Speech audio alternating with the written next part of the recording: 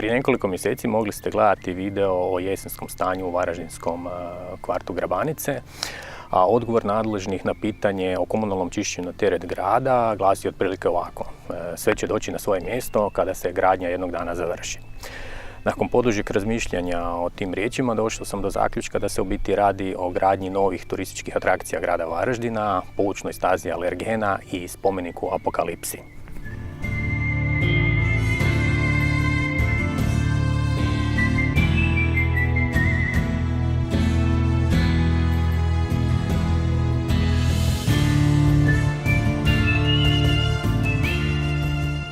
Pozivam stoga gradonačelnika da zajedno prošećemo ovim biserom hortikulture i kliknemo dajmo da dišu, a možda zaradimo i meningitis.